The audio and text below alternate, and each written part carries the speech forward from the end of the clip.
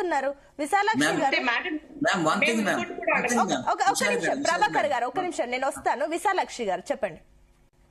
Madam నేను ఒక citizen గా నేను అడుగుతున్నాను. ఇప్పుడు మేము ట్యాక్స్ కడుతున్నాం. మా రిసోర్సెస్ అనేది ప్రయారిటైజ్ చేసి ఫస్ట్ రైతులకు కానీ హాస్పిటల్స్ కానీ మీరు ఇప్పుడు కాంగ్రెస్ ప్రభుత్వం ఏవైతే హామీలు ఇచ్చారో ప్రజల కోసం అది ముందు చేయొచ్చు కదా. మూసీ ప్రాజెక్ట్ అయితే కాంగ్రెస్ ప్రభుత్వం యొక్క మేనిఫెస్టో అయితే కాదు. కానీ ఫస్ట్ మేనిఫెస్టోలో ఇక్కడ ఇది చేసి మా ఇచ్చే ట్యాక్సెస్ ని ఎందుకు యూజ్ చేయటం లేదు ప్రభుత్వం? ఇప్పుడు ఏవైతే ఎటువంటి రిసోర్సెస్ ఇప్పుడు లేవు అని చెప్తున్నారు, పెన్షన్ దారులకు శాలరీస్ లేవంటున్నారు, ఇవన్నీ చెప్తున్నారు కదా. మా యొక్క పన్నులు ప్రయారిటైజ్ చేసి వాటి గురించి ఉపయోగించవచ్చు కదా. మొదట ఈ మూసీ అనేది ఎందుకు ప్రాజెక్ట్ మీ ఇంపార్టెంట్ అయిపోయింది?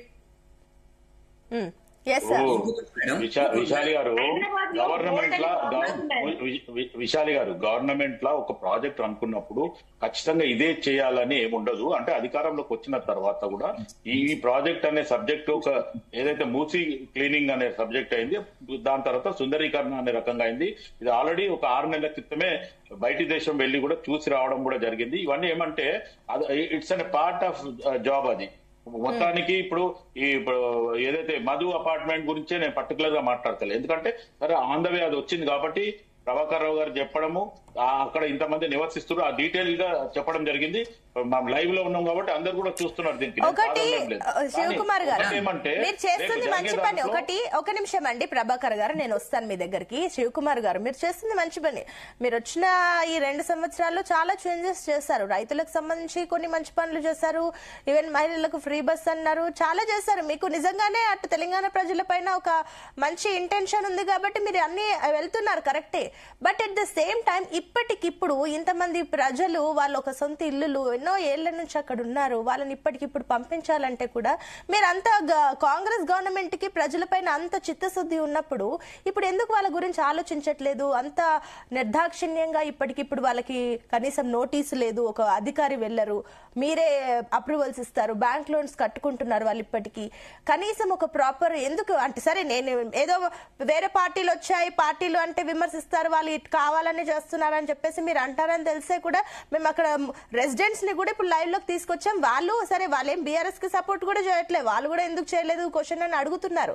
వాళ్ళు అడిగిన దానికి మీ సమాధానం ఏంటి? వాళ్ళు కూడా అడుగుతున్నారు కదా. మీకు అంత చిత్తశుద్ధి ఉన్నప్పుడు వాళ్ళకి ఏదైనా న్యాయం చేయొచ్చు కదా. అసలు మీ దగ్గర ఏంటి, అసలు మీ దగ్గర సొల్యూషన్ ఏమైనా ఉందా? ఏం చేస్తారు వాళ్ళకి? సొల్యూషన్ ఏంటి? సొంత గారు ఇప్పుడు ఆల్రెడీ ప్రభాకర్ గారు మాట్లాడింది కానీ విశాలి గారు మాట్లాడిన దాంట్లో కూడా ఈరోజు ఖచ్చితంగా రేపు ప్రభుత్వంకి అధికారులు వాళ్ళ దగ్గరికి రావడము మాట్లాడడం జరుగుతుంది. అప్పట్లో మార్పులు చేర్పుల్లో వీళ్ళ రిక్వెస్టేషన్ కానీ లేకపోతే ఇప్పుడు ప్రభాకర్ రావు గారు మాట్లాడినట్టు దాన్ని ఏమన్నా తీసుకుంటారు. దాని తర్వాత ఖచ్చితంగా ఎందుకంటే అఫీషియల్ గా ఏమంటే మీడియాలో చూసినాం, పేపర్లో చూసినాం అనేది కాకుండా అఫీషియల్ గా వాళ్ళ దగ్గరికి వెళ్ళినప్పుడు వాళ్ళ ఎట్టి పరిస్థితుల్లో వాళ్ళ రిక్వెస్ట్ ఏముంది, లేకపోతే వాళ్ళ క్లారిటీగా డాక్యుమెంట్స్ అక్కడ ఇన్ని అపార్ట్మెంట్స్ లలో ఖచ్చితంగా వాళ్ళు చెప్తారు. కాబట్టి అఫీషియల్ ఏదైతే okay, I think me voice disturbance ఉందండి శివకుమార్ గారు. ఒక నిమిషం అండి శివకుమార్ గారు, మీ ఆడియో డిస్టర్బెన్స్ ఉంది. లక్ష్మీ నరసింహ గారు నేను మళ్ళీ మీ దగ్గరకు వస్తాను, ఒక్క నిమిషం. ప్రభాకర్ గారితో పాటు మూసీ రెసిడెంట్ ఇంకొక మెంబర్ కూడా ఉన్నారు. మీ పేరేంటండి చెప్పండి. నమస్తే అండి, నేను ఆర్వీఎస్ ప్రసాద్. ఓకే చెప్పండి ప్రసాద్ ఆర్మీ. చెప్పండి. ఒక నిమిషం శివకుమార్ గారు నేను మళ్ళీ వస్తాను. ప్రసాద్ గారు చెప్పండి. నేను రిక్వెస్ట్ చేసేది ఏమి అంటే ప్రక్షాళన మూసి అనేది తీసుకుంటే మధు పార్క్ రిడ్జి కానీ ఇలాంటి అపార్ట్మెంట్స్ ఎన్రీట్లో వచ్చినవి కానీ డిమాలిష్ చేయకుండా మూసి తన ప్రవాహాన్ని కరెక్ట్ చేసుకుంటూ ఇక్కడ ప్రభుత్వం తలుచుకుంటే అవైలబుల్ ఫండ్స్ తో బ్రహ్మాండంగా చేయొచ్చు. ఒక్క మనిషిని మనం నిర్వాసరహితంగా మనం చేయవలసిన అవసరం ఏమీ లేదు. ఆ రోజులు 50 సంవత్సరాల క్రితం 60 సంవత్సరాల క్రితం మూసీలో ఎట్లాంటి కలుషితం ఉన్నదో ఇవాళ రోజున అలాంటి కలుషితమే ఉన్నది. మనము టిఆర్పీలు పెట్టినాము, ఆ ఎస్టీపీలు పెట్టినాము. ఎస్టీపీ పెట్టి క్లీన్ చేసిన తర్వాత మళ్ళీ ఎందుకు వస్తున్నాయి?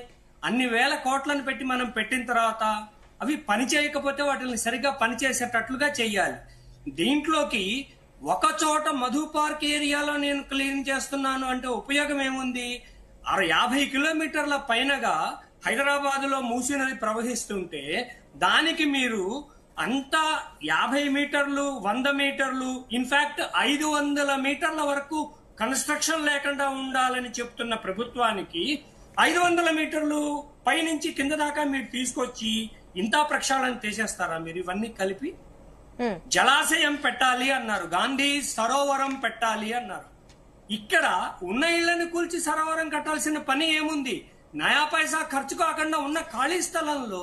ప్రసాద్ గారు, ఒకటి మనకు సమయం తక్కువ ఉంది, ఫైనల్ గా మీరు చెప్పండి, అసలు మీరేం కోరుకుంటున్నారు? అక్కడి వాళ్ళు ఏం కోరుకుంటున్నారు? ఇక్కడ బిల్డింగ్ లో ఉన్న వాళ్ళని తీసివేయాల్సిన పని లేదు. చట్టరీత్యా న్యాయరీత్యా కట్టుకున్న వాళ్ళని ఇబ్బంది పెట్టకుండా మూసి ప్రక్షాళన అనేది నిర్మోహమాటంగా చేయొచ్చు. ఓకే అండి, విశాలాక్షి గారు మీరేమంటారు? మీరేం కోరుకుంటున్నారు? మీ ఫైనల్ కమెంట్స్ ఏంటి? మమ్మల్ని ఫస్ట్ ఇన్వాల్వ్ చేయండి అండి, మాతో మాట్లాడండి, సంప్రదింపులు చేయండి. మేము ఒప్పుకున్నాకే మా ఇళ్ళ గురించి మీరు డెసిషన్స్ తీసుకోమని చెప్తున్నాం. ఇంకోటి కూడా నేను చెప్పాలనుకుంటున్నానంటే, మిస్టర్ రాహుల్ గాంధీ గారు కూడా ఏమంటారంటే డెమోక్రటిక్ చాలా సెంట్రల్ లో చాలా డేంజర్ గా ఉంది అంటున్నారు కాన్స్టిట్యూషన్ బుక్ తీసుకొని. ఇక్కడ మేము చెప్తున్నాము హైదరాబాద్ లో మేము డేంజర్ గా ఉన్నామండి. Democracy is danger in our state. Okay, నేను ఒక సిటిజన్ గా చెప్తున్నాను, ఎందుకంటే మా రూల్స్ అన్ని వైలేట్ చేస్తున్నారు, అన్ని చేస్తున్నారు. మమ్మల్ని ఎక్కడైనా మాకు ఒక రైట్స్ అనేది ఒకటి ఫాలో అవ్వటం లేదు, మాకు ఇవ్వటం లేదు, మా రైట్స్ మాకు ఇవ్వటం లేదు. ఓకే ఓకే అండి. ఎస్ లక్ష్మీ నరసింహ గారు, ఒక నిమిషం ప్రభాకర్ గారు, టైం తక్కువ ఉంది, తొందరగా చెప్పండి మీ పాయింట్. యాక్చువల్లీ నేను ప్రభుత్వానికి నా సజెషన్ కూడా ఏంటంటే, అసలు ఈ మూసి ఇంత కంపు కొట్టే దానికి రీజన్ ఏంటి? పారిశ్రామిక వ్యర్థ జలాలు అనేటువంటివి కెమికల్ అజార్డర్స్ అనేది వాళ్ళు తెచ్చి బయసేస్తున్నారు. అది లిమిటెడ్, అది it is not a use. మీకు పాష్ మైలారం అంటే పటాన్చేరులో ఉన్నాయి ఇవి, అక్కడ వరకే పరిశ్రమలు ఉన్నాయి, అక్కడ వస్తారు. కనీసం వాళ్ళకి అకౌంటబిలిటీ ఉన్న వాళ్ళకి మీరు కౌంట్ చేసి, బాబు నీకు ప్రత్యేక ప్లేస్ ఇస్తున్నాం, నువ్వు కేవలం తీసుకెళ్ళి అక్కడ ఇవ్వు. అక్కడ దాని వల్ల ఏమవుతుందంటే particular place 5 acres 10 acres government అని ఒకటి చెయ్యు, అక్కడ శుద్ధీకరణ చేయడం చాలా ఈజీ. అంతేగాని 55 కిలోమీటర్లు ఇక్కడ నుండి మన నల్గొండ మనకు 100 కిలోమీటర్స్ 155 కిలోమీటర్స్ నువ్వు చేసే చెత్త పని వల్ల అవుతుందని అది చేయకుండా ప్రభుత్వం అటువంటి చర్యలు తీసుకునేయండి. ప్రభాకర్ గారు, ఓకే అండి, నాకు మీ పాయింట్ అర్థమైంది. ఎస్ లక్ష్మీ నరసింహ గారు, మీ ఫైనల్ కమెంట్స్ చెప్పండి. శివకుమార్ గారి పరిస్థితి చూస్తే ఎట్లా ఉందనంటే, అధికారం ముందు నిజం మాట్లాడేటువంటి పరిస్థితి లేదు, వాళ్ళు నిజం మాట్లాడేటువంటి పరిస్థితి గత 2.5 సంవత్సరాల నుంచి